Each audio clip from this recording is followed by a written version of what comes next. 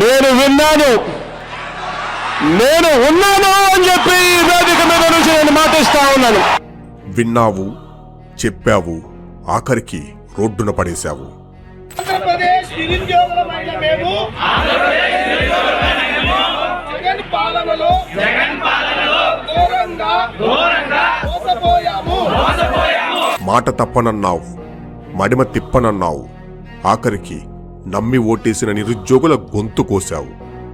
Job calendar అన్నావు, ఒక్క chance అన్నావు, ఆఖరికి 24% నిరుద్యోగంతో రాష్ట్రాన్ని నాశనం చేశావు.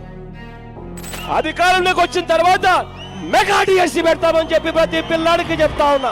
మరి ఏమైంది ఈ హామీ? నీ 300కు పైగా తీర్చని హామీలలో కలిసిపోయిందా? 5 ఏళ్లుగా ఎదురుచూస్తున్న నిరుద్యోగులు ఎలక్షన్ ముందు గుర్తొచ్చారా?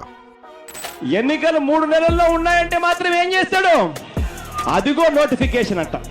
5 ఏళ్లు నిద్రపోయి ఎలక్షన్స్కి 2 నెలల ముందు చేస్తున్న ఈ పనిని ఏమనాలి? కనీసం ఫైనాన్స్ అప్రూవల్ లేకుండా డిఎస్సి నోటిఫికేషన్ ఇస్తున్నా అంటే నమ్మటానికి నిరుద్యోగులు నీ పార్టీ కార్యకర్తలు కాదు. అంగన్వాడీ జీతాలు పెంచమంటే రాబోవు టీడీపీ ప్రభుత్వంలో చేస్తారని అప్పచెప్పినట్టు నిరుద్యోగులు డిఎస్సిని రాబోవు టీడీపీ ప్రభుత్వానికి అప్పచెప్పటం నీ చేతకానితనానికి నిదర్శనం. తన 5 ఏళ్ల పాలనలోనే డిఎస్సి ద్వారా 17,589 టీచర్ ఉద్యోగాలు కల్పించిన చంద్రబాబు గారు మాత్రమే రాష్ట్ర యువత ఆశయాల్ని నెరవేర్చగలరని నువ్వు తెలుసుకోవటం శుభపరిణామం.